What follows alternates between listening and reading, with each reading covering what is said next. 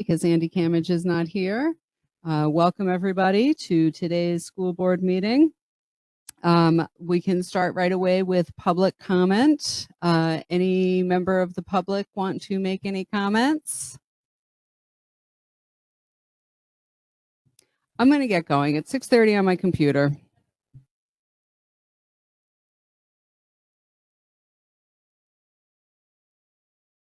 Anyone? Anyone? Last call?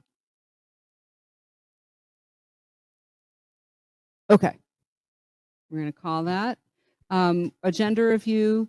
So Patty mentioned we do need to add in. Do you want to explain what we're going to add in? Sorry. So we need to add bus routes, and you can add them as their own item, or you can add a consent item, whichever you prefer. Let's add it into consent. Okay, so that be makes 3. sense.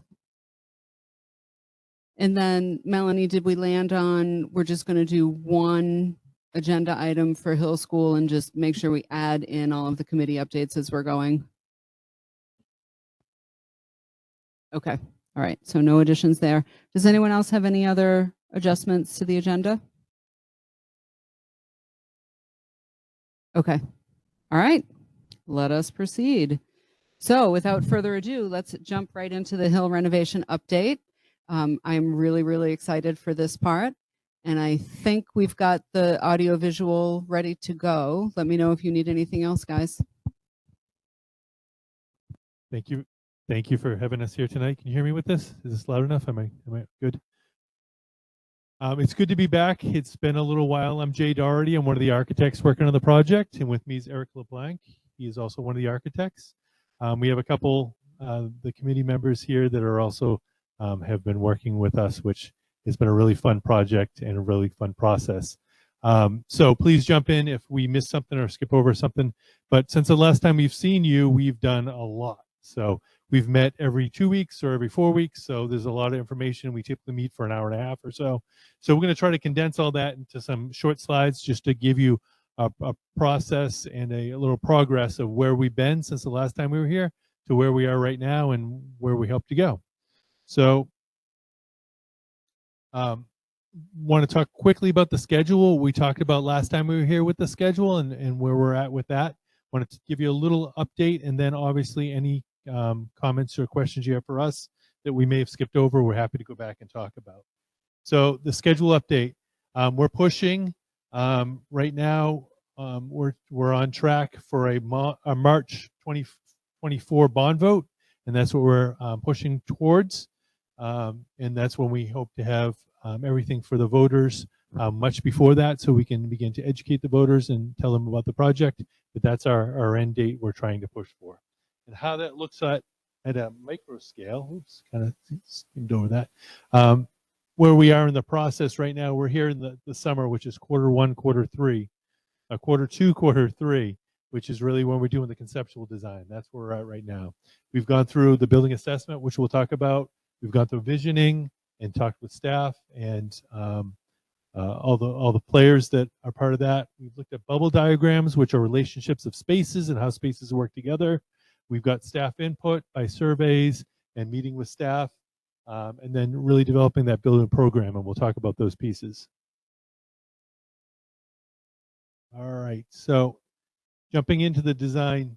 Last time we were here, we talked a little bit about visioning and the pieces that go with that. So I'm just going to quickly skim over that, but we had a great visioning team that we sat down to look at educational visioning and what the spaces really want to be like, how they want to feel, how they're going to improve the educational quality for students.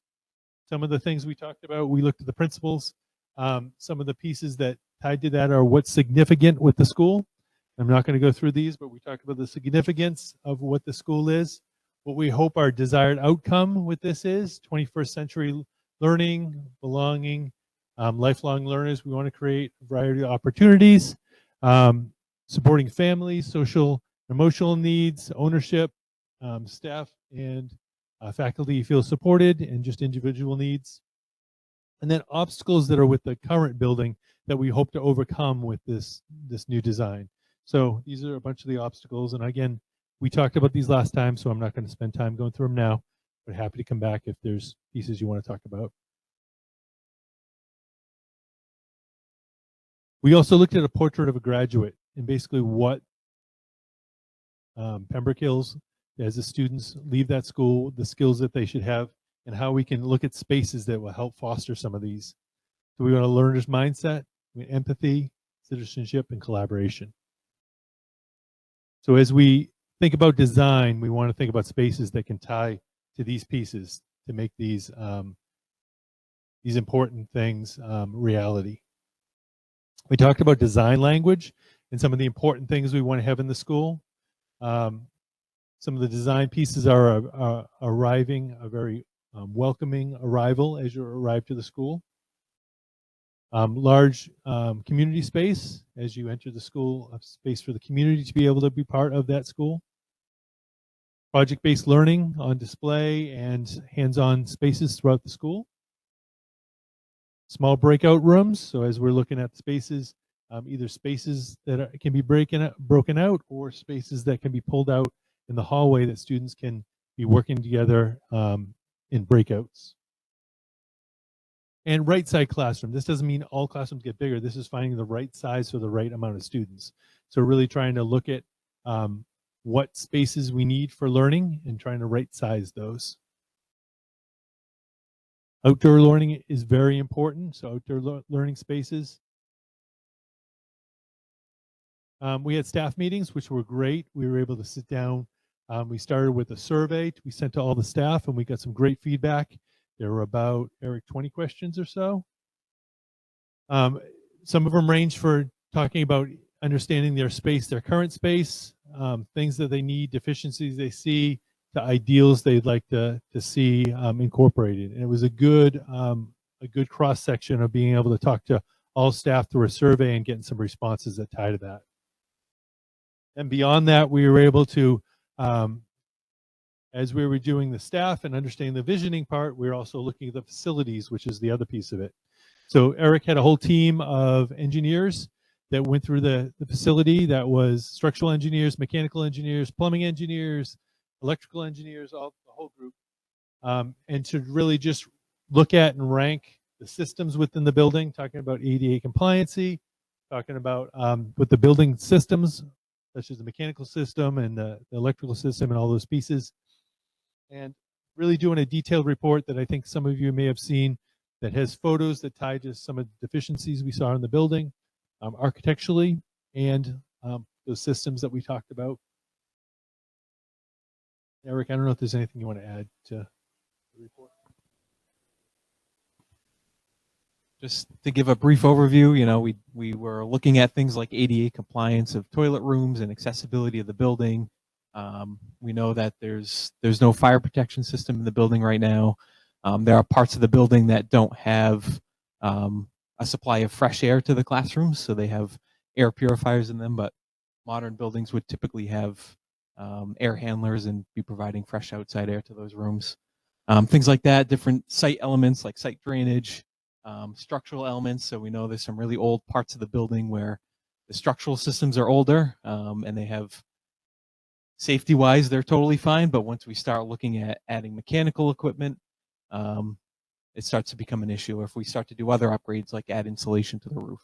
So I think that's kind of a really brief summary. If you have any other questions, happy to point them to me. But we also have very long 1,000+ page report that kind of details all this. So with that, there were also key plans that pointed out all the pieces that we found as the walkthrough of things that should be fixed or either immediate or long-term items to be looking at. As Eric pointed out, the facade and other pieces of the building to do with structure and other pieces like that. From that, so now we have one part which is the visioning, understanding how spaces are being used, and then the other part which is looking at the nuts and bolts of how the spaces are actually functioning.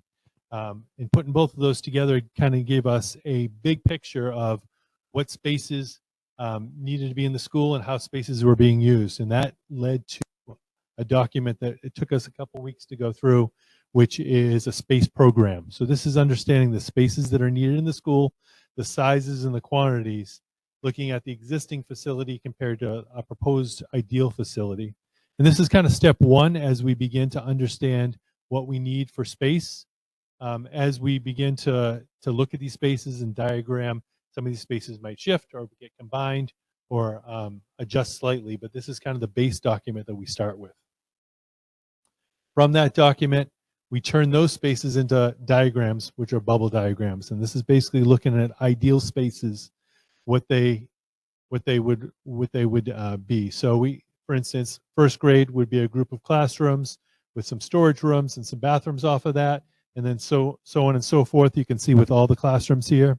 Same with the gym, with the breakout spaces of storage and locker rooms and bathrooms that are needed for that, or the cafeteria with a kitchen and storage spaces that are needed for that, and so on and so forth through the spaces. So this is the ideal bubble diagram of the beginning of the spaces that we're trying to develop. Taking those spaces, I talked about bubble diagrams, trying to make those spaces work together is really the next part. So this is one of our early workshops of trying to figure out adjacencies of who needs to be next to who, why they need to be next to each other, who doesn't necessarily need to be connected to who, and how all those pieces happen. So you can see we have some early bubble diagrams here, just trying to figure out how those spaces work. And we worked with the staff to develop these diagrams because every school is different and every space is different. We want to make sure it's the right space for you.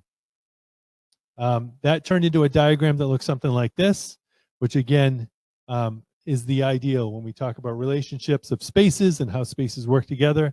We really wanted to have a public zone where the public would stay, and then more of a secure zone where the students would be that the public wouldn't have access to. So in the evenings, you could use some of that public space without going back into the classroom area. Now, once we have these diagrams, the question is, how do we fit those diagrams in your existing building? Because now we understand some of the deficiencies of your building, so how do they play together?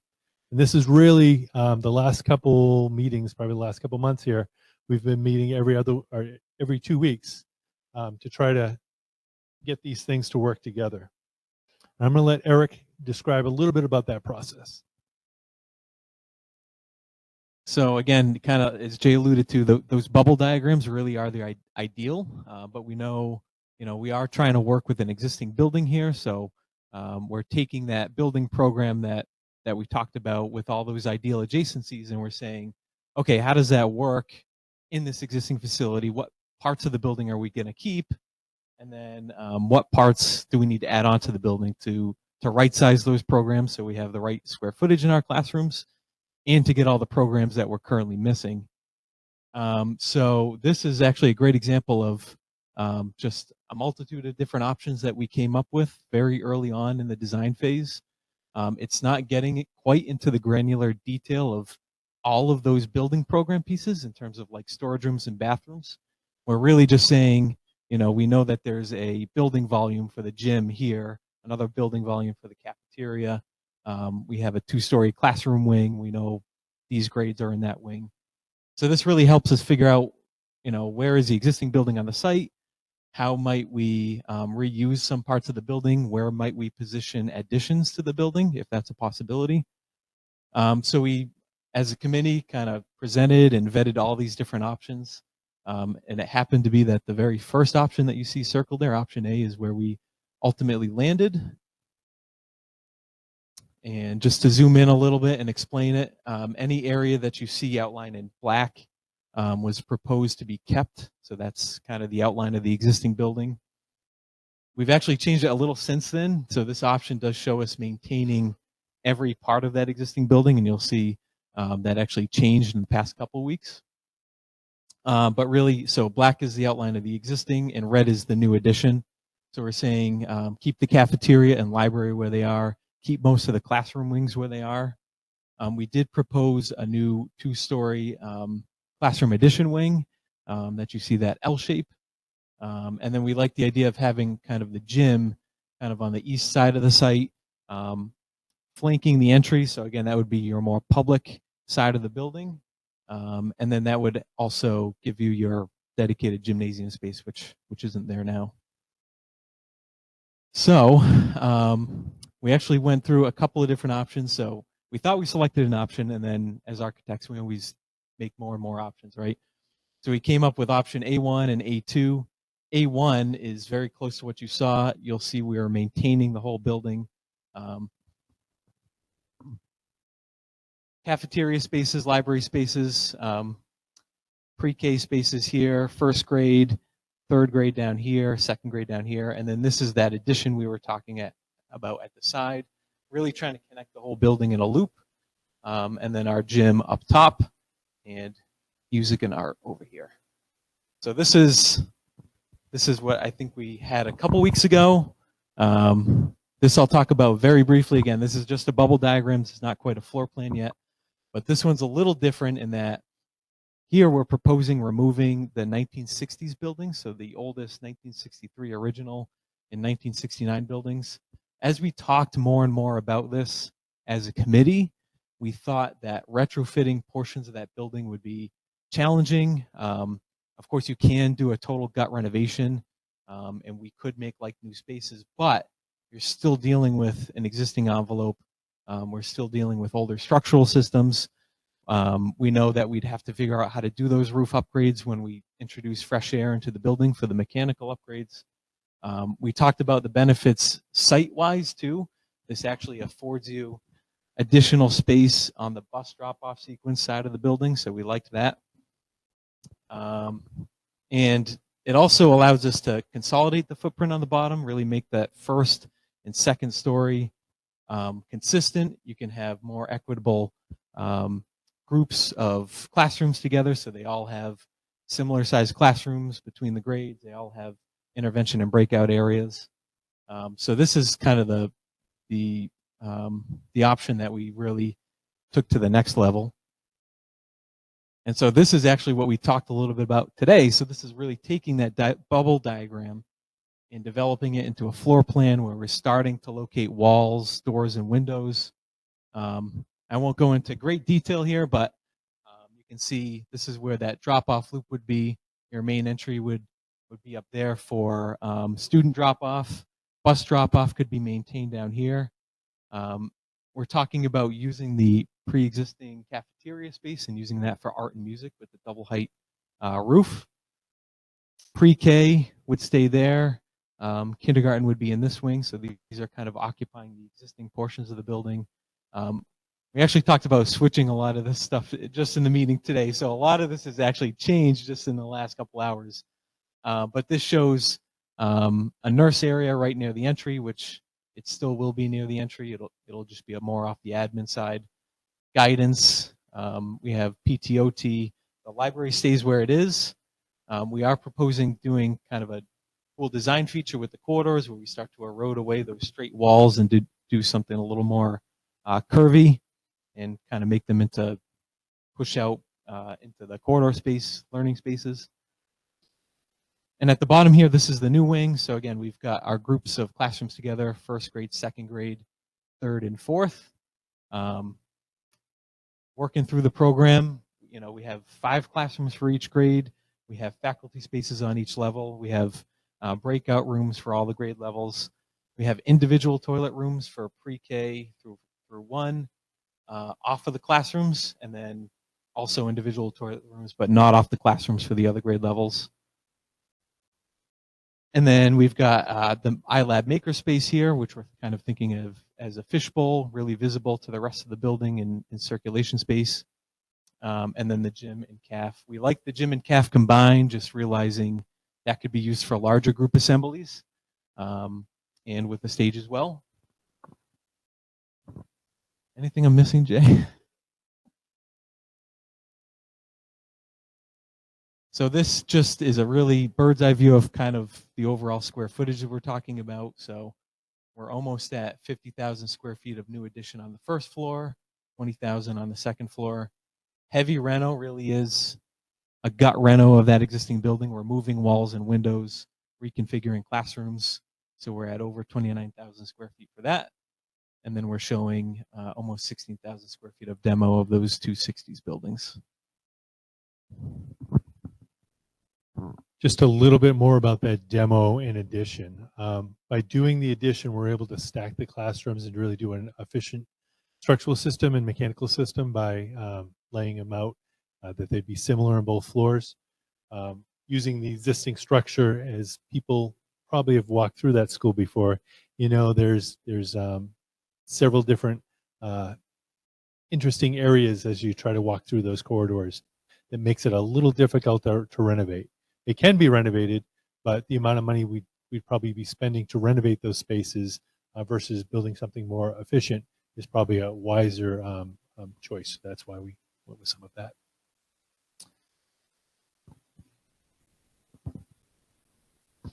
So this is really just to demonstrate massing. We're not quite talking about design yet of things, but trying to show, this is, you'll see the pitched roofs of the existing 80s building that we're maintaining there, the former entry.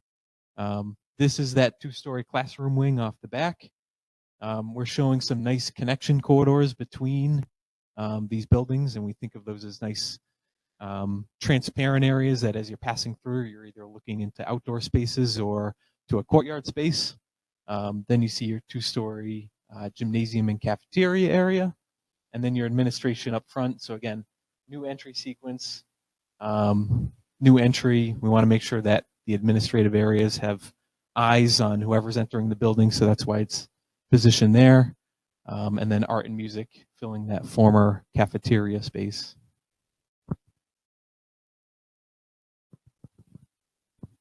So our next steps that we're going to be moving into will be to figure out the option we've shown so far, how much those pieces cost, because that's going to be a big piece to figure out how this project plays out. So that's kind of our next step, to refine the diagrams that we've been working on and to begin to talk about costs and how these pieces play out. At the moment, we don't have any costs to share with you today, but I think that's probably an agenda item that we're going to talk about in a little bit, of how maybe we can move forward with doing that. Any questions on the presentation we just gave? I know it was kind of whirlwind, but we've done a lot in the last couple of weeks here, or last couple of months. I have a question, but we want to sort of go around the table, give everybody a chance. I thought one of the big issues was the CAFA gymatorium, the shared space, and I'm not quite clear where I'm seeing, or if I'm seeing, like a separate cafeteria, auditorium, gymnasium space. Can you just elaborate a little bit on that? Definitely can, yes. So you're right, the gym and cafetorium being one space was an issue in the existing school. What it is now, there are actually 3 spaces, but they're all connected. So we have a gym with a dividing wall so the gym can be separated. We have a cafeteria space that could be separated, and we have a stage that could be separated. However, you can open them up so that when there are the big concerts, we can get more classes to be able to see a concert at once. You had mentioned that there was some changes a couple hours ago. Are we seeing that currently, or you need to still update? Which I totally understand because it's only 2 hours ago. But no, there's definitely some design work that we need to do. okay, And even even though we will make those changes, there will be more changes that will come back to it. Design, as everyone understands, is not a linear process, but it's this spinning thing that hopefully we get to the center, which is the right piece. But it takes us a while to get there. So we're not there, but we'll get there. it makes sense. That makes sense. Yeah. Now, are we able to have a copy of this for ourselves? Okay, is that something that will? Okay, sorry, I know. On the website as well. Perfect. So, Thank you. It'll be open to the public, and I'll put it in your drive. Thank you. And for the website and for everyone at home or wherever, this is draft. And like I just talked about, this is a changing piece. I think when we talk pricing, it's going to have some impacts on what happens here too. So there will be pieces that will change, and we hope to bring the board back up to speed as we make changes and this evolves. Just to, it might even be helpful if you could somehow put a header or a watermark or something on every single one of the slides we saw tonight that says, like, draft as of August 1st, 2023. That would be really helpful, because sometimes a single slide can just be taken out of context as like, well, this must be the design, when really it's, as you said, it's an iterative draft process and we're in the middle of it. Yes, we will definitely do that. Yes. So here's my role. I'm representative to the budget committee and to CIP. So I've already been asked by CIP, are you bringing a bond forward? I said yes. Well, when are we going to hear about it? So the school, I believe it's August 10th. Yeah, I think it's August 10th. You know, the school comes in with their CIP plan. They're going to be asking for numbers, and they're going to want to see a design. Now, I'm fine with giving them like A1 and A2, but not like 5 designs. But I think the biggest thing moving forward, you know, I've got to have a number for them. You know, we've got August 10th and possibly August 17th if we go over. And then we have a meeting in January and in September for budget committee just to kick off the season. I'm sure I'm going to get asked again about a number if I don't have one already. So my concern, you know, is probably slightly different than the building committee's concern. So I'm kind of like going to press you guys to give me a detailed plan and some, you know, if not, you know, exact numbers, close numbers, as soon as possible. This is moving forward. The other question I did have, pre-K, no building funding for PK. So on the plans, what I see this PK right there in the bubble diagram. So the state doesn't give building aid. We want to include that space, but it's got to be, I think, titled something differently. So I mean, if you're talking to Reno, you know, they're actually pulling that out of there. That's my concern, having that. Does that take away from any building aid we may get from the state? I'll let Jay speak to this, but that's why we came to the board, and the board agreed that they wanted to include the preschool classrooms. But you're right, building aid does not cover preschool. Right. So it would be, you know, I think we'd probably want to see it labeled like classroom, you know, whether you incorporate it into kindergarten and first grade or. I don't know if we can do that. I mean, the purpose is for pre-K, then that's the purpose for the room. I don't think we can call it something different to get state aid. I think that's going to be a red flag for them. So there's going to be a portion that's going to have to be locally funded and state funded. Yeah. And some spaces are going to go back and forth on that because the state doesn't pay for all the spaces. Right. Yeah. That's just a concern that I have. If there's something that can take that pre-K space and meld it in while preserving the space, but including it as something different. I don't know if that's a thing. I mean, we want to, basically what I'm saying here is I want to get as much building aid as possible. Correct. So, and I know you guys do this all the time. I don't, but that's a concern that I have. You know, it's going to be a hard sell anyway. Building aid is very competitive right now. Yeah. And I think we all understand that.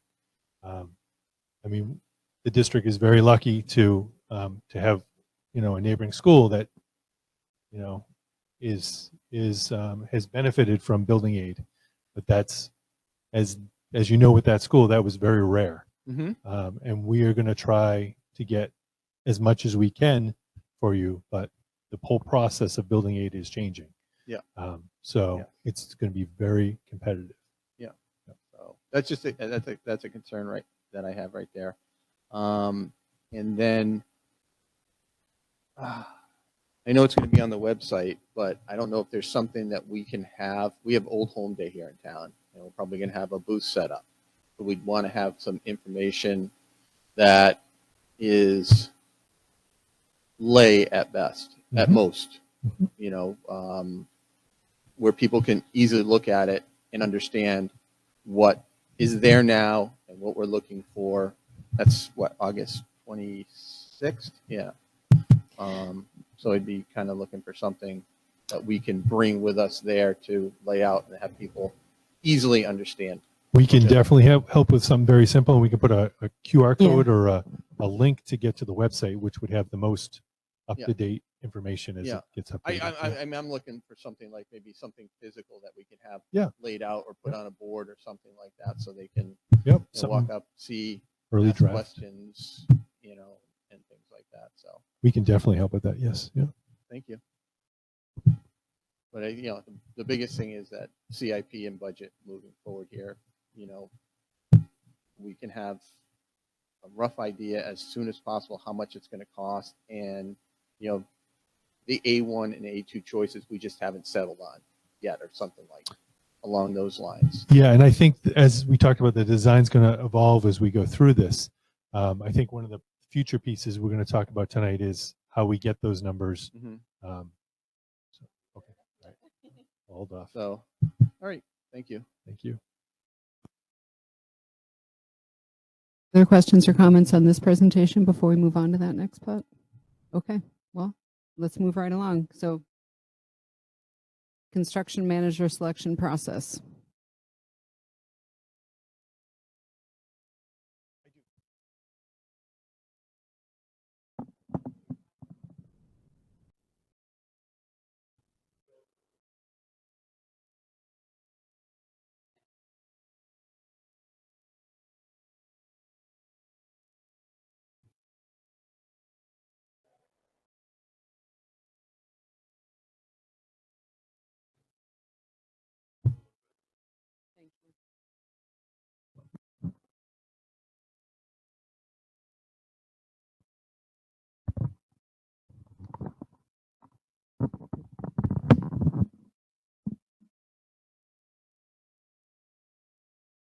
Would you like me to walk through the document?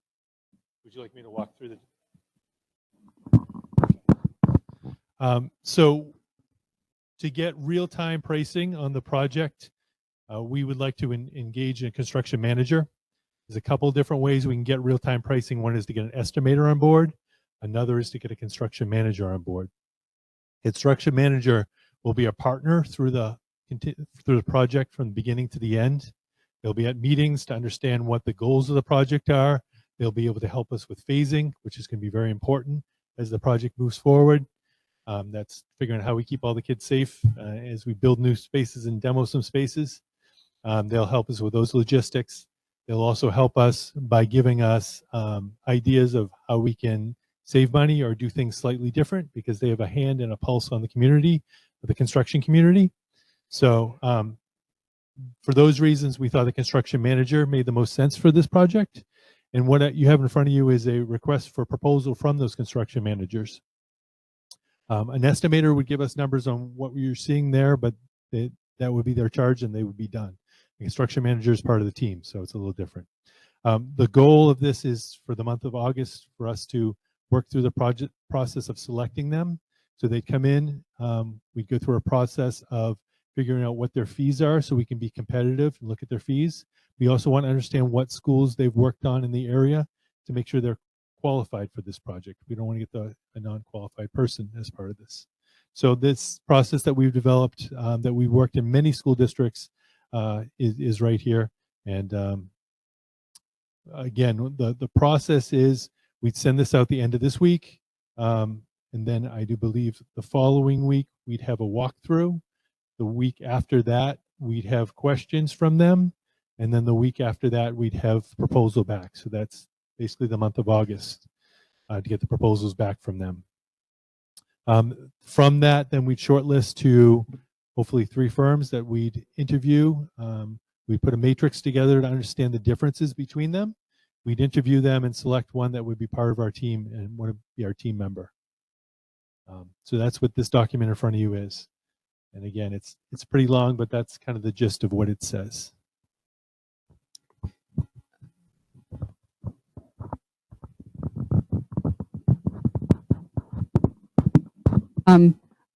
When you're talking about the selection process and you're saying we will put together a short list of 3 and then we will select one, can you just define, is we just LaValley, or is it the committee, or is it the board? Just how is that all get done? Very good question. Yes, I use we in many different terms in that. You're absolutely right.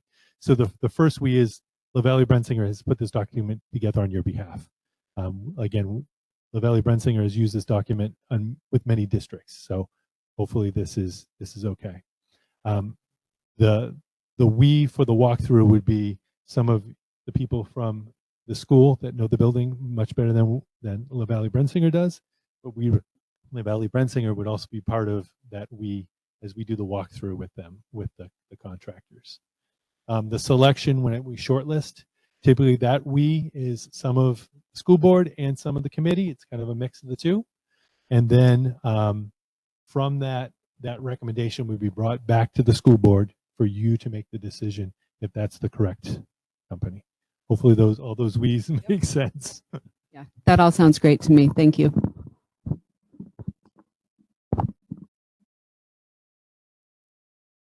I know we talked about it before about how building aid is changing, and I just wanted to know if everybody understood how it's changing, since we have them and they're much better explaining how the state is changing that, if anybody wants them to go over it, because it may change our timelines. I think a quick explainer would be really helpful, especially if the explainer can be, I guess, concise but slow, so we can get a nice documentation of it in the minutes for, record keeping.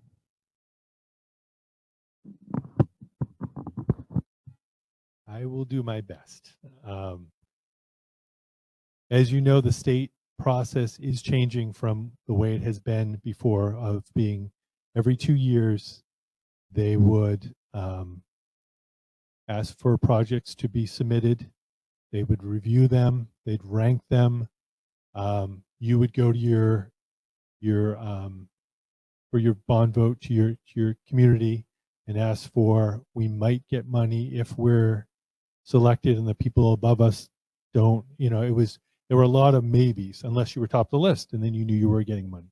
But there were a lot of maybes and there was no guarantee on the money with the old process. The new process is they're moving the money, instead of at the end of the project, the budget, the state budget is moving the money to the beginning. So now they know they have money in the pot. So as they get applications for schools, they can promise schools money of how much money they already have in the pot, which is great. However, there's going to be some gap, and we're not sure what that gap is, from the old way of going through the whole process, then approving the budget, to approving the budget first and then selecting schools. The other part with the process that's changing is, instead of it being a 2-year cycle and we had to wait roughly 18 to 20 months to figure out where we were going to sit, the new process is it's 1 year instead of 2 years, and you wait roughly 6 months to figure out where you sit, which again is going to help us in the long run, but it's going to take the state some time to figure out how that all works. So unfortunately, I can't tell you, and no one else can really tell you right now, because they're still working on the documents, how this is playing out. However, we do sit on a committee with some of the state people that are making these new laws and process to help show them real world projects that are going on right now, so they can understand how what they're talking about applies to schools like you. So we're hopefully, trying to shed some light on what's happening at the state. So, did I hit it? Is that the parts? Okay.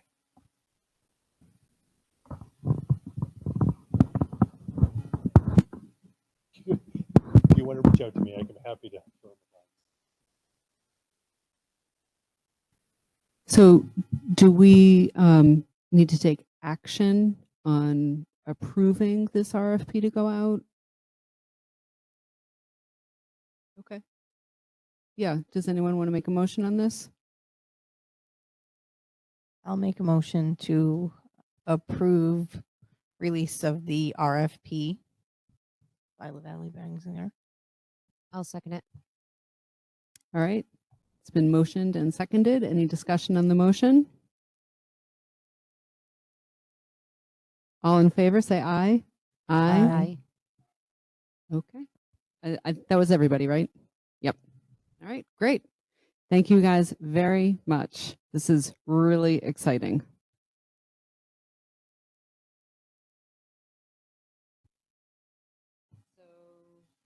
Yeah.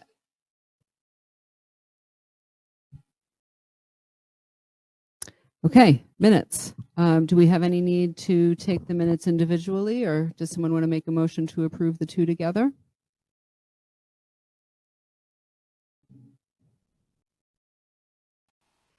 Have any changes? So I'd like to move that we accept the minutes from June 6th and June 20th together.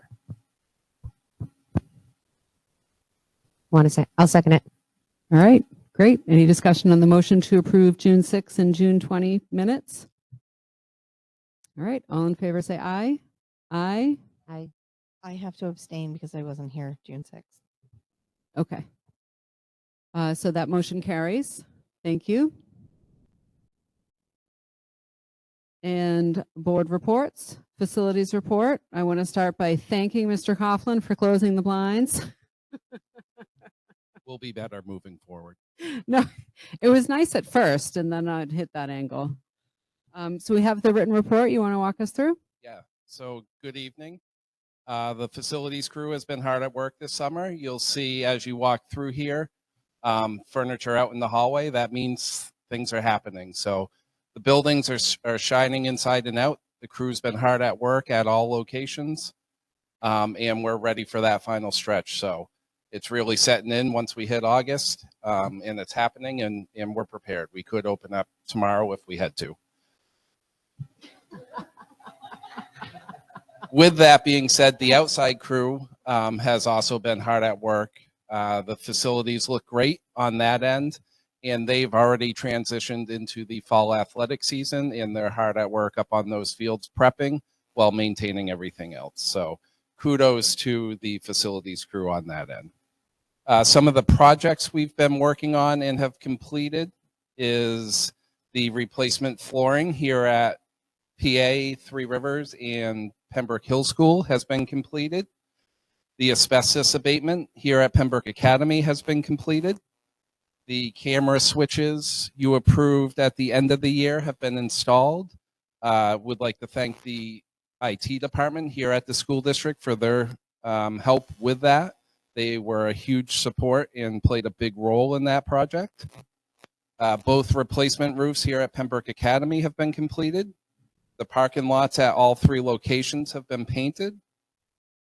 The fire suppression systems have had their annual inspection here at Pembroke Academy and Three Rivers.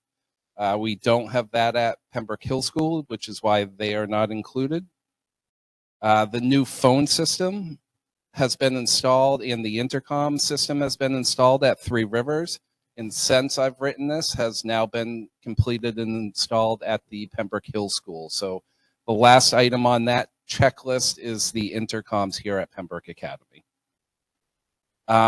Lastly, on the written report, we had the lead water test results come back from the Pembroke Hill School.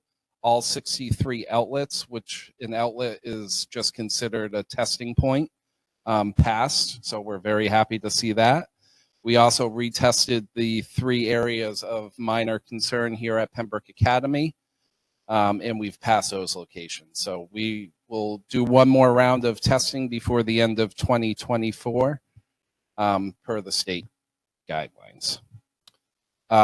Not on the report, the boilers you guys approved quite some time ago have really made some headway over the last month. We're about 90% completed on that, just to give you a reference on that. That was a grant, that was using ESSER funds. Yeah.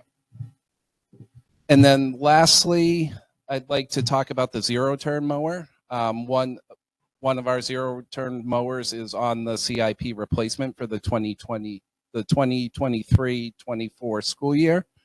I was able to do most of the legwork to prepare some pricing for you guys on that. On the CIP, we had a $20,000 allotment for the mower and for some attachments to include with that. So with that, I'll go over some pricing, and then I'll ask you for for a different kind of approval, I guess, as I usually would, because I kind of need to wait for one more per se. So we do have 4 prices. Number 1 is for $17,597. Number 2 is for $15,376.99. Number 4 is $17,056.99. Number 3, sorry, and number 4 is for $14,313. So we know we can get this mower plus a bagger plus a thatcher rake, which is what we've requested, for $14,313. I ask you to give me a do not exceed on that number because I'm still waiting on one more of our locals to have a conversation with, and out of respect and hopefully trying to keep our equipment as local as possible, that I be able to have that phone call. The sales rep was out of the office this morning. So number 1 on that is I asked for a do not exceed of $14,313. Number 2, when we bought our last zero turn in 2021, we were unable to get a bagger attachment included with that. It was a sign of the times. They were 8 months to 12 months out. We know we can now get that bagger attachment for it. And I know I can get that for a do not exceed of $4,000. With that, all that still comes in under the $20,000. So I asked for 2 do not exceeds tonight. Is there a reason why we wouldn't just do a do not exceed for 18,313 for, you know, the That's fine. zero turn mower and required, you know, equipment?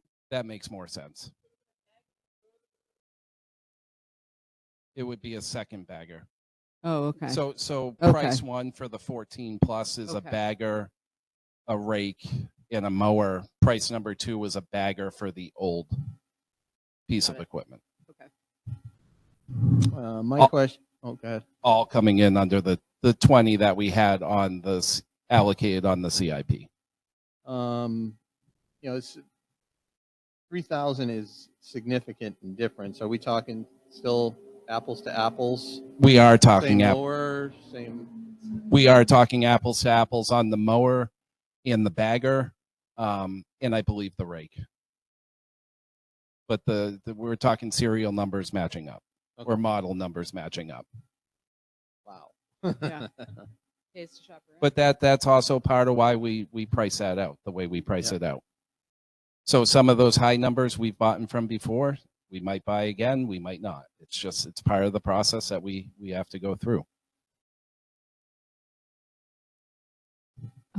I would just note that this all sounds great to me and I appreciate the homework and I would welcome someone making a motion.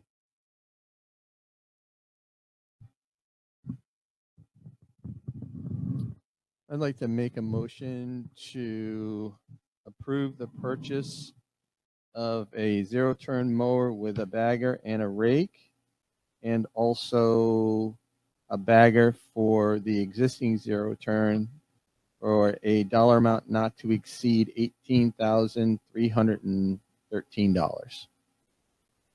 I'll second it. All right. Any discussion on that motion? I have a quick question because I can't remember. This isn't something that we were waiting, that was going to be funded only if we have extra money, which we don't have extra money. This is different, right? Okay, thanks. Yep. Yeah. Okay. Any other discussion?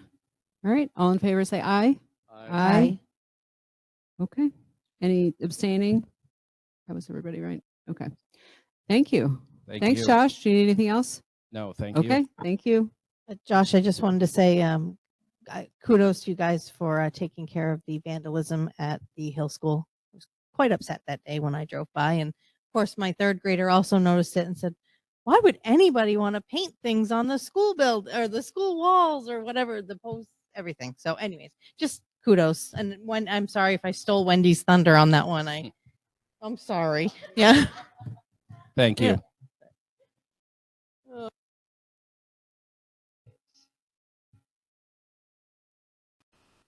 Jean, is there anything on SAU board, SAU executive board? Yeah, we did have a meeting today and filled a position. I mean, well, the bridge program is now fully staffed. We filled that final position today, and that's about it. Since the last time we've met. I will go in. CIP probably should have been on here. I didn't even think about that, but CIP has begun. We've had 2 meetings so far. Met with DPW and cemeteries, and also with police, fire, and ambulance. As you know, as far as the ambulance goes, Allenstown is pulling out of the agreement, which will be finalized in June 2024. So there was a lot of discussion about that. Also, there some significant requests from DPW because that building is in tough shape right now. They do need more space. Department of Environmental Services has issues with the way things are done. Everything's changing now, so more stuff. And I will bring up that we talked previously, I think it's August 10th, that the school presents CIP to CIP, and Patty and I briefly discussed it at SAU, but they were talking about the bond moving forward and were requesting, they weren't sure if Josh was the person to be there to discuss it. I know Amber's out, so we would probably need somebody more in the know if Josh isn't that person to talk about the building and the possible bond. And I know they're going to ask numbers and we're not going to have them. I mean, no one can really talk about the bond at this point. And this is, I understand that they're anxious to have it, but we are right on schedule. We are not behind. And this is typical of any project where we would be at. So I think just letting them know about you could even share the construction management RFP that's going out with them if you want, just so that they see the timeline, and then we'll get them numbers as soon as we can. Josh is on the Reno committee. So are you going to the CIP meeting? I'm assuming August 10th. I'm hoping it is August 10th too. Please. So so Josh can kind of catch them up, I think. Is that okay on the committee work I at can this fill them point? up on the committee work, and I can talk about how the RFP is going out, and then our timetable of finding one by the end of August, and Okay. That'd be hopefully great. fast tracking things and staying on schedule at that point in time. And there's going to be the questions that they're going to be constantly asked. How much? Is it going? This is going to happen. That's my role on the September. committee too. I keep think saying our it. Our opening budget is on September 24th, and that's going to be like a opening budget. I know the number, the question is going to be asked, and I'm okay with that. I just, like I said, I would like to see the numbers sooner than later on this, so we can prepare moving forward. I just think after today's meeting, I'm much more ready to speak about stuff. Whereas in the years past, we would have that labeled on the CIP with nothing really to talk about. We have stuff to talk about at this point in time, and that would be, and all we if can you're be is transparent. Yeah, if you're comfortable doing that, then great, that'd be awesome. And the one other thing that they did mention was because last year the MS forms were late. So they were requesting that we get them in. I mean, the due date's September 1st, which is a month away. There was mention, Dave Jodwin had mentioned that he puts his in on September 1st and then ends up talking to DRA later on and adjusting numbers or whatever like that. It just gets us in the queue further up the line. So that would be something that would be nice if we could be early with that. And that's that. Anyone have questions or comments for Jean?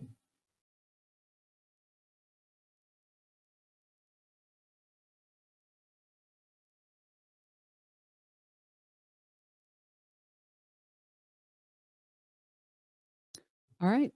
How about Ms. Gary? And I would like just a brief update on the vandalism. I didn't know about that. It's because it was on the hush and they took care of it real quick. And I feel like we are monopolizing the agenda today. So I'm going to go real quick with this because we have a couple other things that we'll tack on. So I think it was, I'm not going to go real quick. I'm going to slow down so she can. I think it was like a week, maybe a week or two ago. We had somebody spray paint in about 12 or 13 different spaces around kind of at the beginning of Belanger Drive, unfortunately out of camera shot, so there wasn't a lot we could do. Some colorful language, but facilities jumped in and took care of it real quick. So you'll see when you drive down that they've painted the driveway and scraped it off a tree and scrubbed some signs and are repainting the fence for the where the staff parking is. So it was all over the place. Was it just like your classic vulgarities, or was it racial or ethnic, or was there a theme? No, there wasn't a theme. There was some language that was inappropriate, and I think that's what she was referring to. And some other things that I didn't understand, but no, it wasn't anything like, yeah, it's a lot of kind of nonsense with it, but it wasn't anything racial or anything like that. So it's taken care of now. Thank you very much. So just a couple of quick things. I really need to thank, we've had so many staff members in working really hard this summer on like a multitude of things. And I mean, we've met like every week. Sandy and I spent a lot of time just kind of trucking along, doing the real work. It's not COVID, so it's super exciting. So that's been wonderful just to kind of have them in. And we're looking at curriculum, we're looking at data, we're meeting with our coaches, really just to kind of bring all that stuff together today. And I could talk about a little bit later, but I've been extremely appreciative of them in the building. A couple other things, our back to school email went out today to families. So that's exciting. Lots of information in there for them. And then we have a meet and greet on August 31st. It was something that we started last year, getting them in there the day before the school day before, to kind of relieve those little butterflies and anxieties. And it was well received across the board. So we're just going to keep going with it. Our new phone system and PA system is in. It's amazing. It's very exciting. It's in the front office, they look like spaceships. So we're learning to navigate that. But for me, the biggest thing is safety. I feel like now, like when you need to make an all call, I can get everywhere in the building. We're 911 compliant. So when you pick up a phone or you dial 911, they'll know where it came from. We had an incident where someone dialed 911 and we couldn't, they weren't able to locate it. So now we can kind of do all of those things. So for me, that's like a big piece of mind that I'm very appreciative of having in the building. And it comes with lots of like technology, bells and whistles that are going to be great for all of us.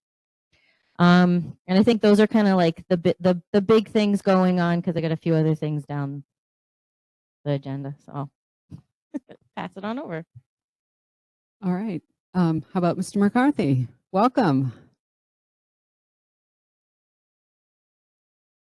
Thank you very much. For the public, and I'm Bill McCarthy. I'm the new principal at Three River School, and I am thrilled to be here and very honored to be here. I've been on the job for a month now, and we've been very busy in our building. We've had extended school year in the building, which was very successful. I ran very smoothly. I want to thank Ms. Brannock for heading that up and taking care of that. To kind of dovetail what Josh said, tremendous custodial crew at Three Rivers. The building looks like it could eat off the floor, so I wouldn't suggest that, but it looks tremendous in there.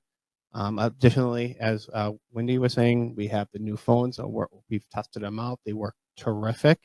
I've been using this summer to meet staff. They've been coming in, as they can. We've been sitting down and having conversations about anything and everything from professional to personal. So it's been terrific. My front office staff is absolutely amazing. They have been a tremendous help. Dan helping onboard me. Everyone has just been so welcoming and so helpful. So the transition has gone smoothly thus far. Alma has been updated so students can start to see their schedules. Homeroom letters will be going home in the next week. So those will be coming around. And I think I got everything in that I wanted to talk about. Any questions or comments about Three Rivers? All right. Well, again, welcome aboard. Thank you. You can hand it over to Dan. Thank you. All right, good evening, everyone. I want to start by just talking about some of our new hires. Ursula Askins-Huber is returning to Pembroke Academy after a, I believe, 9-year absence, and we are very excited to have her back. I'll just selfishly, with the departure of Jeannie Johnson, there's a lot of institutional knowledge that's also leaving, and Ursula will bring some of that back, and so I'm personally excited about that. Mike Mason is coming to us from Epsom Central School. He'll be a new case manager, and Caitlin Francis will also be a new case manager, and she's coming to us from the Allenstown School District. So excited to have both of them. And Jeannie Roy is a math teacher who will be coming on board, who did teach at Pembroke Academy in the late 90s and is coming back. Most recently, she was teaching math or business rather at Manchester Community College. And she actually met with Jeannie this week. So Jeannie's helping to get her on board and ready to go. We have a couple of para positions that we need to fill, as well as a transition lab position, and I'm hopeful to fill that transition lab position on Friday. And then, of course, we have the new addition of Curtis, and if you'll allow, I give Curtis an opportunity to introduce himself to the group. Curtis? Good evening. Thank you, everyone, for allowing me to attend tonight, sit at the table, and meet everybody. I really do appreciate it. I'll echo Bill's sentiments. Everyone has been so welcoming, so nice, so kind for me stepping into this brand new role. The last 14 years I spent teaching social studies at Kearsarge Regional High School, so this is my first administrative position. So I'm definitely new to that world, and Dan has been absolutely fantastic in answering every question that I could possibly have. And Amy Parkinson has been also absolutely fantastic with some of my nervous emails of, how do I do this? Can you show me how? So it's been fantastic to meet everyone. Today we had parking day for parking permits to come in. And, I went around introducing myself to every single student, every parent, community member, whomever they might have sent, because I believe that relationships really are a cornerstone, not only of my position, but of the community and education as a whole. And I really want people to start to see me. And that was a fantastic way to introduce myself to some of our kiddos and some of our community members. I can't wait till next week's parking day. Do it again. That one might be a little bit more interesting from what I've been told. But, it was really interesting to see students here. I came in at 20 of 8, and there were kiddos in the building ready.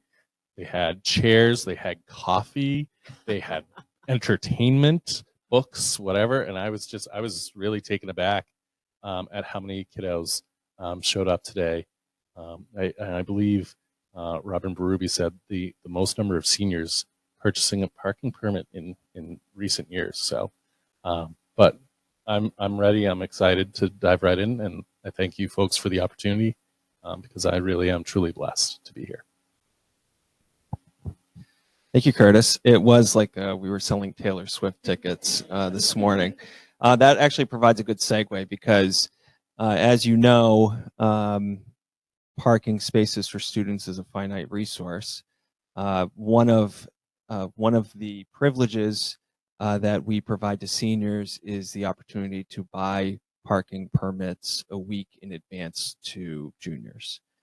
And we don't restrict that. It's however many seniors want to get them. And Curtis is right. We did have an unprecedented number of seniors purchase them, which means we will have more unhappy juniors next week than we've had in the past. And, that is, I field those calls, and I don't have parking spaces to provide. So it's challenging, and it will be challenging next week.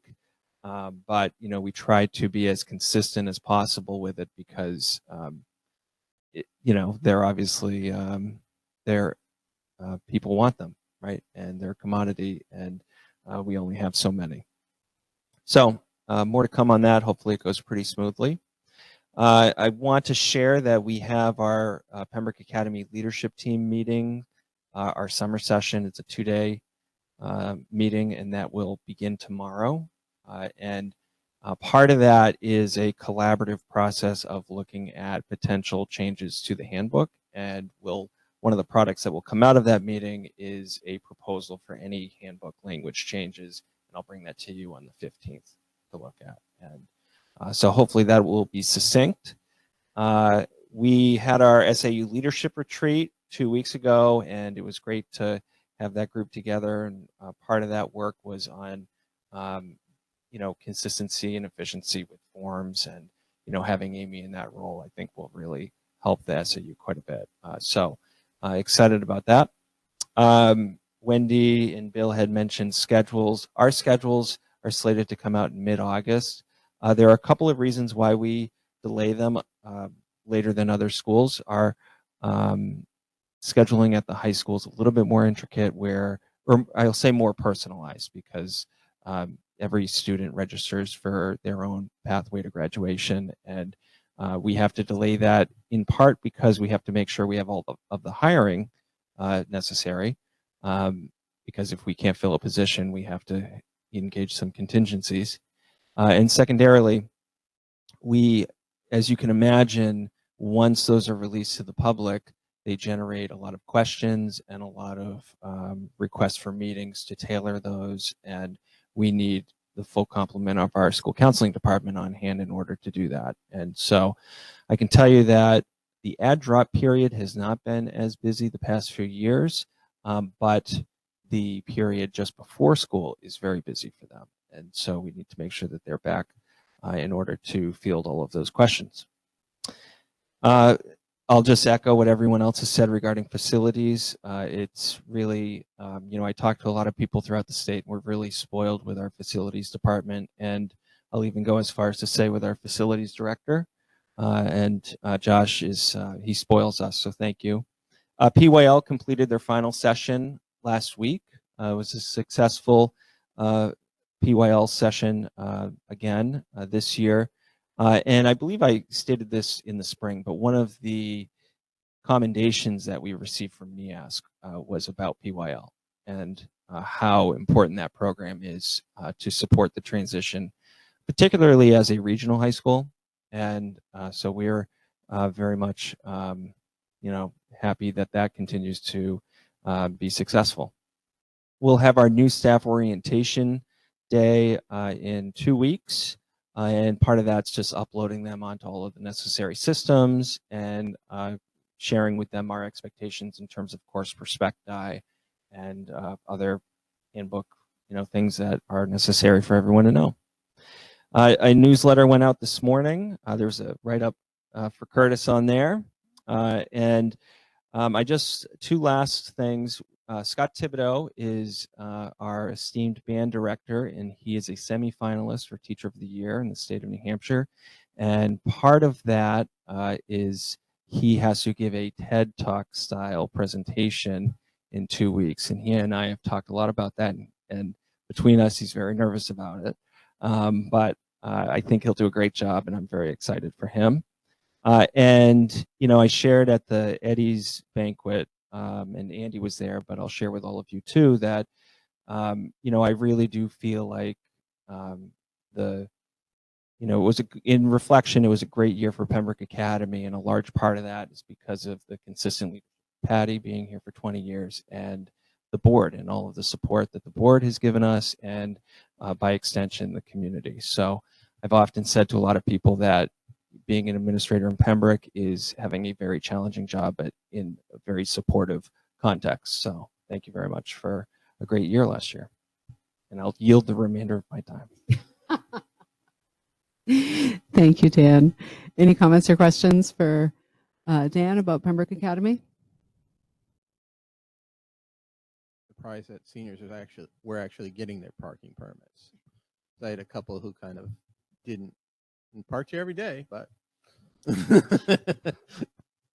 I'll just share that having assigned spots has really emphasized the need for having their own parking spaces now. So you can imagine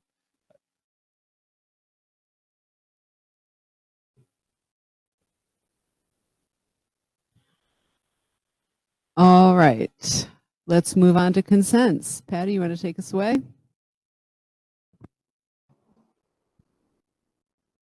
In a moment. Yeah. Pause. Yeah. So we have 2 staff requests and bus routes. If people have questions or concerns about either of the staff requests, we would need to talk about that in non-public. The bus routes obviously is a public conversation.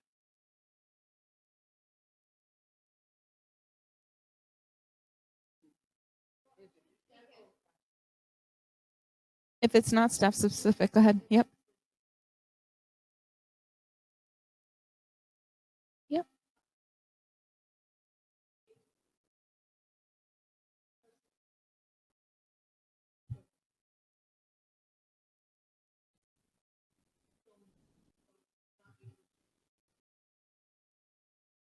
Yep. Yep. So they have 3 and they can use them whenever, as long as it's within the guidelines. Yep. Yep. Yeah. Okay. Okay, so does anyone want to make a motion on those staff requests, either together or separate? I guess let's do them separate, please. Okay, so you have a staff request for leave time. Motion to approve staff request for leave time. I'll second it. Any discussion on the motion to approve staff request for leave time? All right, all in favor say aye. Aye. Any abstained? Any objections? Okay, that carries. And you have a request under one of your school board policies that allows teachers to tuition their children into the district. So you have one of those requests. I'll make a motion to approve the tuition request. I'll second. Any discussion on that motion? All right, all in favor say aye. Aye. All right, that was all of us, so that carries as well. Okay. And bus routes. So the bus routes, we typically ask for those at the beginning of August. However, it can almost be guaranteed there will be changes. Linda, again, is sort of setting up camp at the public library, which has been helpful and puts that out to families if that's easier for them to stop by and see her and actually get a form. She'll help them fill out the form. We try to get as many people signed up as possible. So we will approve the routes this evening. And then if there are changes, I'll bring those changes to you. But just for awareness, sometimes school gets running and we have to add a stop, and I typically let her go ahead and do that. And if we know it's a pretty typical approval process, it's not out of the ordinary, just so that we can get kids on the buses. But you do have one more meeting, so we'll bring changes. I'd welcome a motion to approve the bus routes, then we can have discussion. I'll make a motion to approve the bus routes. All right, motion to approve the bus routes has been made and seconded. Does anyone have discussion on the motion? This is just a kind of a question, but I'm Patty, you're not probably going to be able to answer it, but it may be a question just to pose to Linda. When I was going through some of the bus routes, obviously I understand she does these and she's been doing them for a really long time, but I do notice that there are some buses that are doing stops that they do not do in the morning. And I'm just wondering why there's, for instance, Pink Bus is doing some stops that they do not do in the morning. So I'm just wondering why those are being transferred from one bus to another in the afternoon. And then it looks like, and I could be wrong, I did look back at last year's, but it does look like some of the buses are doing drop-offs later than they were previously. And I know we're almost back up to what we had for the number of buses. So I'm just wondering if it's a matter of maybe more stops that weren't included. It's kind of a hypothetical, I guess, but just if Linda could just give some clarification on why those are different. Would you mind emailing me your questions? Sure. Then I can forward them to her and make Yes. sure I don't I sure miss can. anything in translation. Yeah, no Thanks. problem. Yep.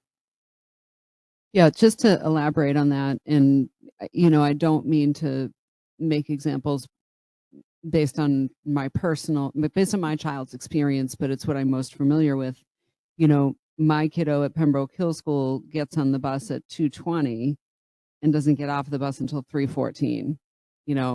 Having an 8-year-old on the bus for almost an hour is an awful long time.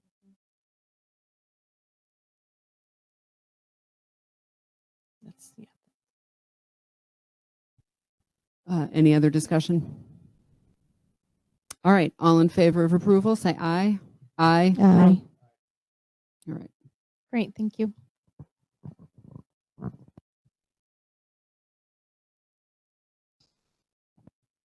So just to confirm, do we still have 0 gifts and donations?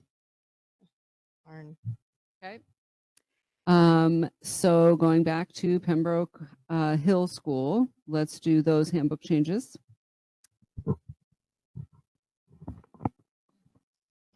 Would you like me to go through each of these, or do you have any questions? How would you prefer me to go through these? I think just a not fast in terms of talking speed, but fast in terms of like not a lot of Okay, details. I can do that. Review would be great.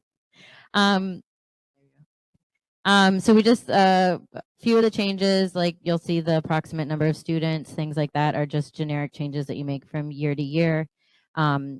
Standardized testing, we don't do STAR anymore, so I just removed that word. We're going to be using iReady this year, but we just left it as benchmark assessment. Dress guidelines, just a couple of updates there. You'll see that the parent lunch policy we pulled out, that was something that had been done previously, but due to kind of like the fingerprinting requirements that we would need for everybody, and honestly a lot of lack of space to let people in for that, it's not something that we're doing right now. One thing that did kind of come up quite a bit this year, which is something that we added with the items from home section, is smartwatches. So we kind of are taking those in terms of like you would a cell phone. Unfortunately, some of the ones that we're getting in, they have these watches called a TikTok, like TALK, and they can record. Parents can call the students on these and there's a whole host of capabilities. So we're treating it as if it is a cell phone that's attached to your hand. So, and it does cause a huge disruption to the learning environment. Obviously, when they get older, you manage it that way. So we just ask that they're in backpacks. We understand and recognize that a lot of parents with the littles like to track their kids, which we're just asking that they're not on their wrist when they're in the classroom when they have those capabilities. I can't control if a parent calls their child on that phone in the middle of the day. And so those types of things, we're just treating it like a cell phone. And there were quite a few of them this year. Just a couple updates to birthday party invitations and birthday celebrations. That's another hot ticket item that we get kind of a lot of questions about. So a little bit language to clarify our policies. We updated parent conferences, so we now have twice a year, which we're very excited about. I think it's going to be great for connecting with parents in the community. And then just updating some language around that fingerprinting requirement for the building. Terrific. Thank you. Questions, comments? Good. Smartwatch thing, yeah, approved. Right. I'm sorry, I didn't know what you were saying. I was busy checking my texts on my watch. Yeah. I know they're such a distraction. Any other questions or comments? Okay. Hold on. Yep, go ahead. Just with the lunch. As a parent who has attended lunch, I understand our space is limited. Is there a way that maybe after we've got maybe our new space, that this policy will come, or this part of the handbook will come back? Yeah, absolutely. I think an important thing for us is connecting with parents and community. Right now, it's really not possible. We use every single space, and it's a lot to manage. And then we would just make sure anybody who comes in our building would go through the fingerprint process. So for the future, yes. Right now, it's a bit of a challenge. Yeah, it's a lot. I echo that too. I've done the lunch and it's really fantastic, but I understand the current constraints. All right, we need to move and approve these, right? Anyone want to make that motion? Motion to approve the Hill School handbook changes. I'll second it. Any discussion on the motion? All right, everybody in favor say aye. Aye. All right, that's all of us. And we have Hill Schools, right? TRS. Three Rivers. That was close. You were very close.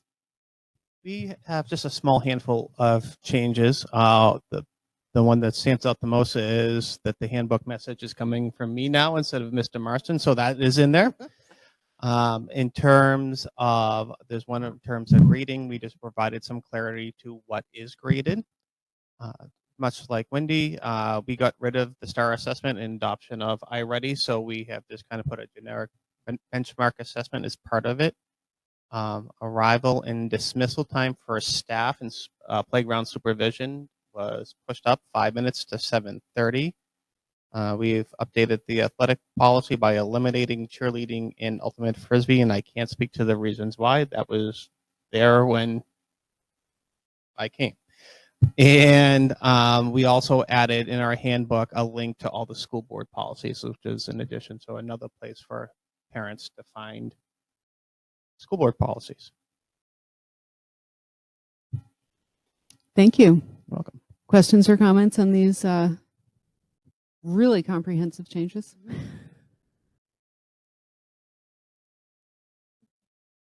Nope. Okay. Anyone want to make a motion to approve? I'll make a motion to approve the updates to the Three Rivers handbook. I'll second it. Any discussion? All right. All in favor say aye. Aye. Okay, great.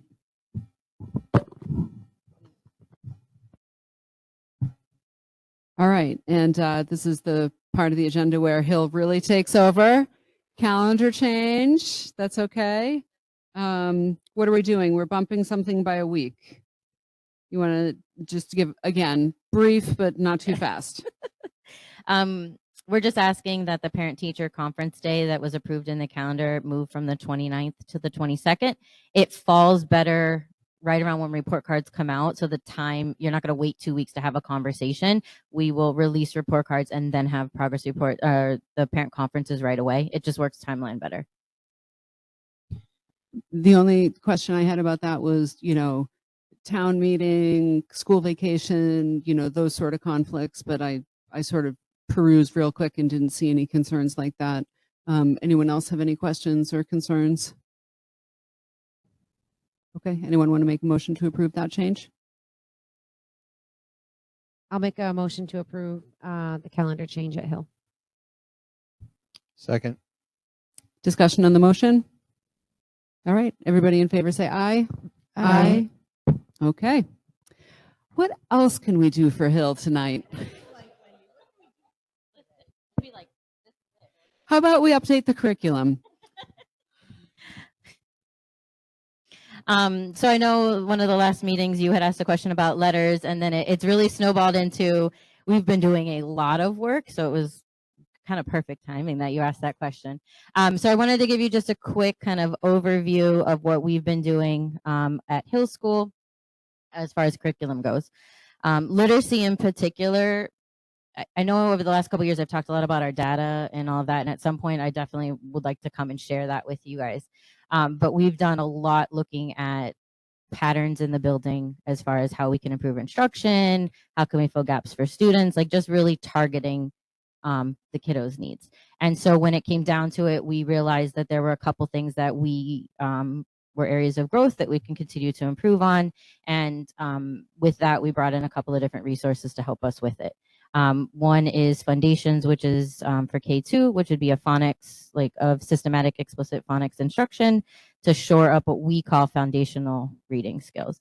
And then in grades 3, 4, it's Wit and Wisdom, which is more of, when you think of it in terms of literacy, you have primary in your mind. If you think of, this is when you are learning to read. And then when you get to 3, 4, you're reading to learn. And so what we're able to do is kind of target those two things specifically with the resources that we now have. And this past year, the state offered what's called letters training free to all New Hampshire teachers. And right off the bat, we had a couple teachers jump on it and get into it. Tammy and I signed up for the administrative one a while back. They're kind of slow in the uptake with it, but we finally got into it. And so we've done our first administrators training for letters. And basically what letters is the foundational brain research and understanding of how students learn to read. It's not a curriculum. It's really about understanding how you learn to read, and it's based on you guys hear a lot of like the science of reading and stuff like that. So with that, part of it had come into why we needed to adopt Foundations. It's a database decision, knowing what's been coming out kind of like in the education world about the science of reading and how your brain learns. We wanted to make sure we had a resource to address that. And then after Tammy and I did our first administrator part, really got an understanding of what it's going to do, I put it out to staff, like, this is out there type of a thing. And I almost everybody signed up for it, it is voluntary. And it was like, to me, that was absolutely huge. So I had almost K4 special educators, everybody, and it was like voluntary. Here you go. This is what it is. The majority of staff signed up for it. So here's the caveat with it. They ask you to you submit your interest for what they're calling phase 4 right now, but they don't necessarily, they'll admit you. So I might not get everybody in it. But for me, the exciting part is the interest is there in all of us going on this collective journey through this resource. It's a 2-year process that the teachers go through with this training. It's done on their own outside of the time. The state is giving you like a $500 stipend if you finish it at the end.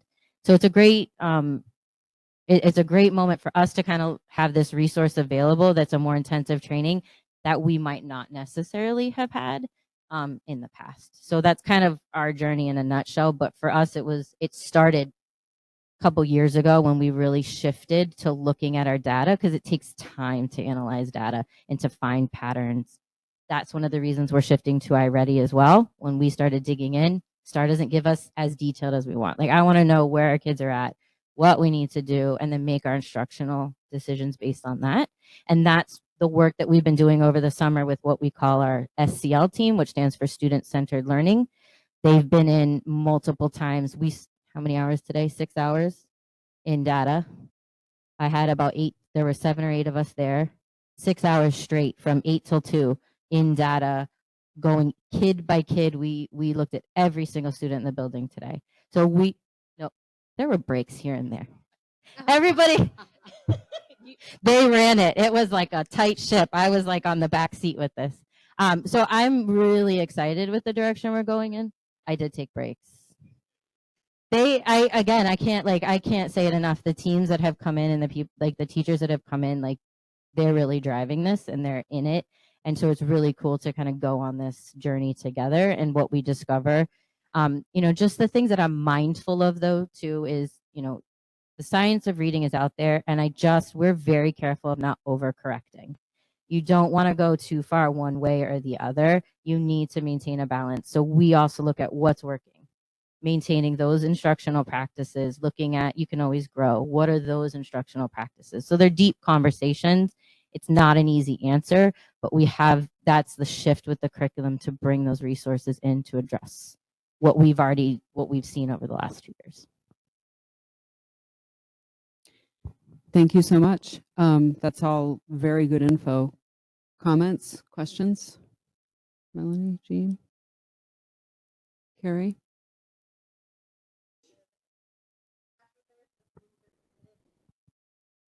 Yeah.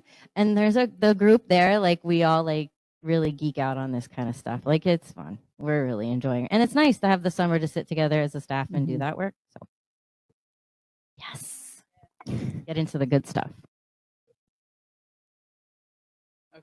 Okay. All right.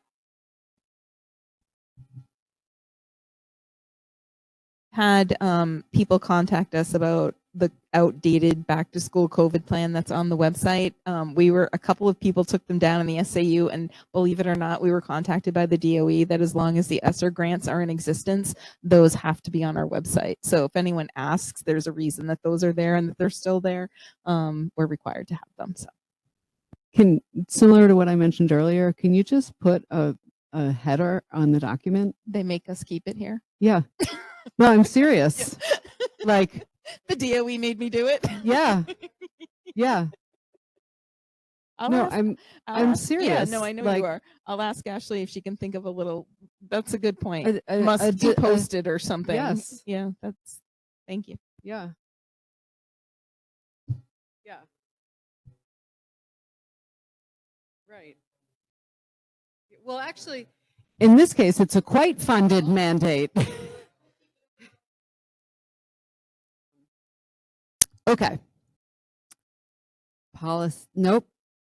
Staffing update, administration. What is that? Okay. I was wondering if, like, what more there was here. Okay, fantastic. So it is policies. Oh, okay. Okay. So we have a staffing update from all of the administrators. Okay. Staffing wise, all our certified staff is hired. We have para openings, but I have para interviews this week, so that's very promising. And we're still working on our title preschool, but I think we have good headway on that as well. So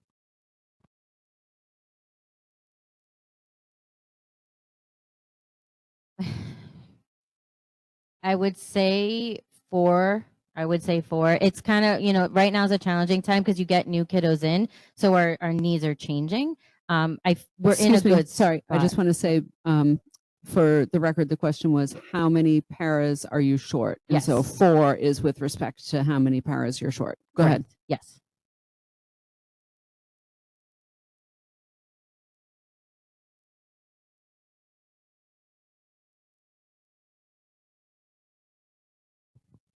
And you have to, like, almost eat it. All right. Currently, we're in need of 4 paraprofessionals. We're looking to hire that, and we are also looking for a Title I math tutor, but all certified staff. If we had to start the building tomorrow, we would be a-okay. I have just a question for Patty. Is this typical status at this time before the school year starts, or is this, like, you know, normally between all of the schools we would only need like 1 para, or normally we would need 20 paras? Just, you know, how does this compare? I think every school in the SAU is probably, I keep hearing like a handful of paras. There's definitely a shortage, and we need to think about that. I know that's one of your goals for when we look at the CBA, because we are in dire need of paraprofessionals. And I think we do a really good job trying to, you know, let people know that you can get on the job training, and we would happily accept applications from anybody that's interested in working in the schools. So, I guess just reflecting back to the administrators, do you have any advice for the board in terms of what we could do to make it easier to get paras?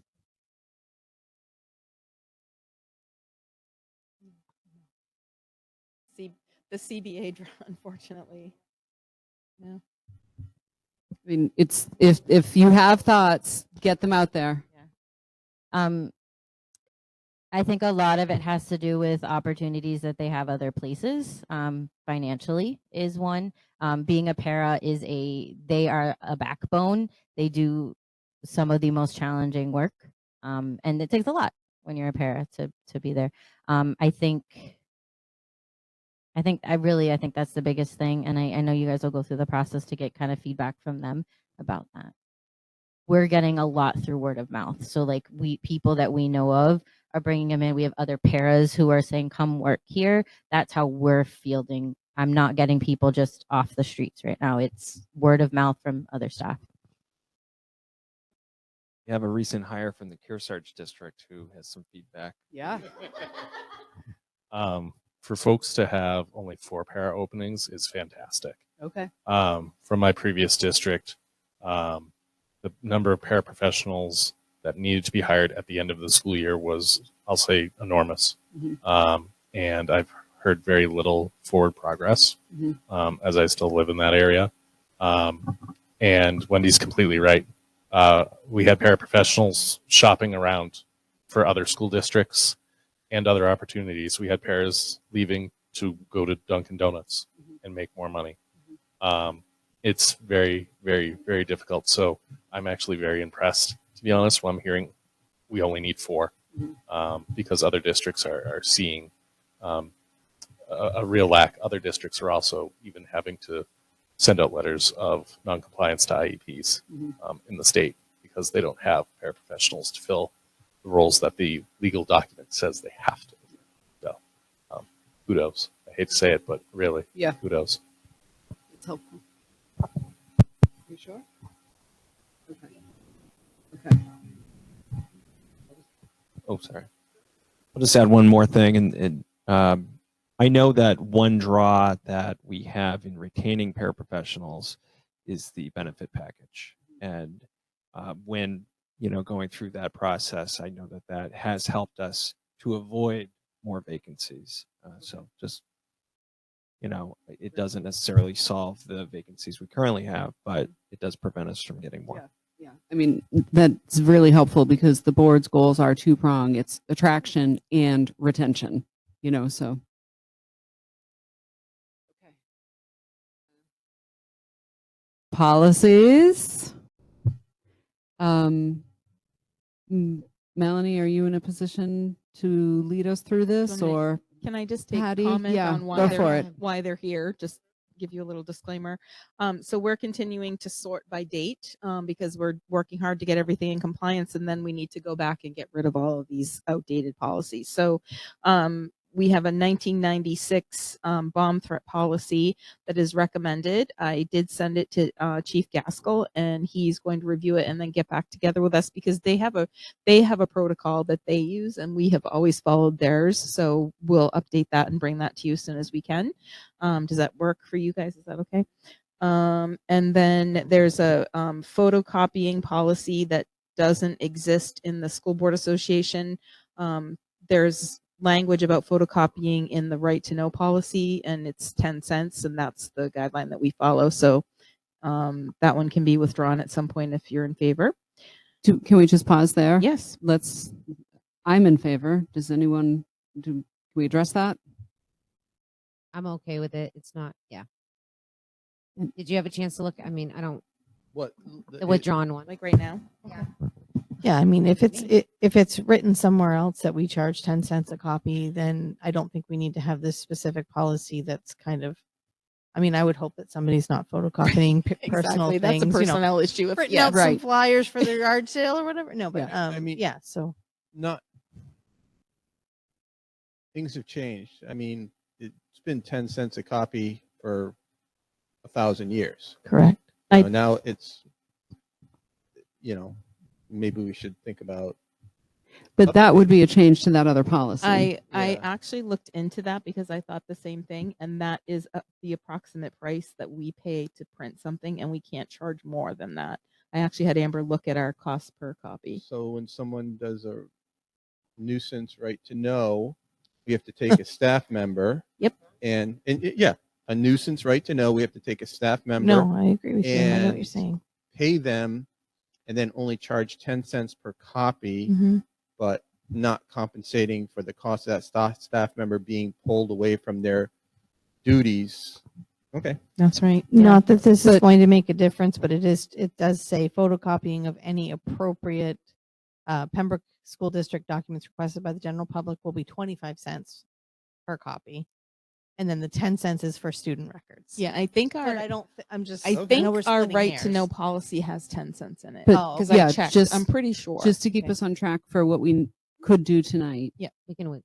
Just The draw right to completely. know policy does say 10 cents. And if we think that that's inappropriate, then we would need to take up that policy and amend that amount, which is not on our agenda tonight.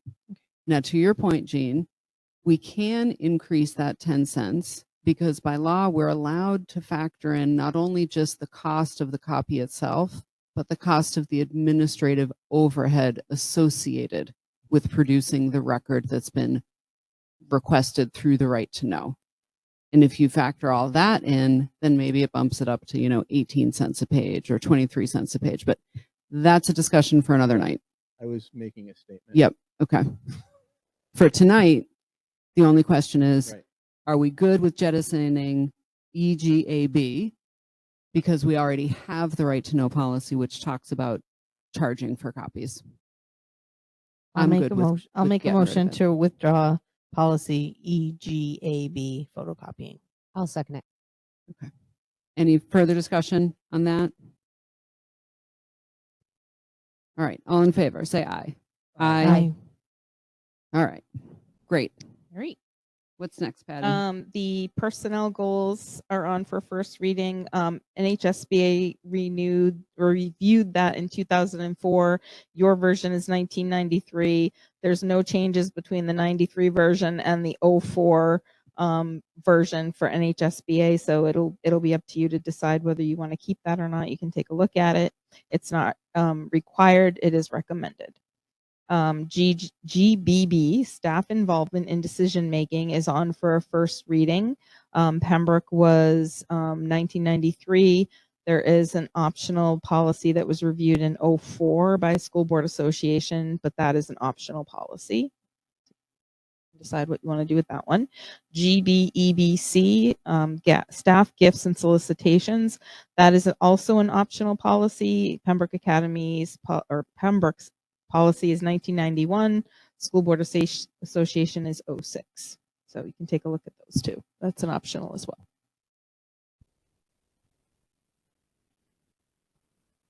So I haven't reviewed the optional language for any of these. Has anyone? Do you have anything that I no, just I assumed was- we were going to the second reading and that we could Yeah. look at those ones? I mean, I reviewed them, but I didn't. Same. Yeah, I didn't have Okay. any action for tonight. Yep. So let's look at them again at the next meeting. Perfect. Okay. Thank you. Thank you all. Public comments? Nobody's in Zoom land, right? Okay. I'm going to go on to informational items. Board goals, strategic planning. Is this just a reference to the strategic plan? Wait, am I missing something? Andy had indicated that he asked the consultant to come on the 15th, but I didn't hear back if that was Yes. confirmed. It It is Oh, okay, confirmed? great. It was confirmed. All right. Let us know. Then I will put it on the agenda on the 15th. That person did respond and is prepared to talk and figure out what if he can help us and stuff. So he couldn't Terrific. come tonight because it's like his month. Great. All right. Also, I circulated to you guys an example strategic plan, just again, just to have a visual. I thought that strategic plan did a really good job of very basic objectives, laying them out really in a nice basic way. I'm not going to be here on the 15th, but there's no problem with that going forward. Do we have the need to go into non-public session? We do under small letter C, and we would also need to add B if you have questions about the nominees. Okay. Does anyone have a question about the nominees? I don't know. Okay. Do you want to add B just in Yeah, case? that's what that would be Doesn't- my We're inclination. going in Okay. anyway. Yeah. So we're going to, we need a motion to go into non-public? Yeah. Yes. I'll make a motion to go into non-public for the small letter B, the hiring of any person as a public employee, and small letter C, matters which, if discussed in public, would likely affect adversely the reputation of any person other than a member of the board. Anyone want a second? I'll second. All right. On a roll call vote, Carrie? Yes. I'm a yes. Jean? Yes. Melanie? Yes. All right. Do we need anyone to stay, Patty? Not unless you need the principals who have staff members being nominated. If you had any specific questions for them, they can go otherwise. Does anyone want any of the principals to stay? Or support administrators who are in attendance. Yeah. Or the board recorder. I got you, Sandy. Yeah, I think we're good to have everybody go. Enjoy the rest of the night. Thank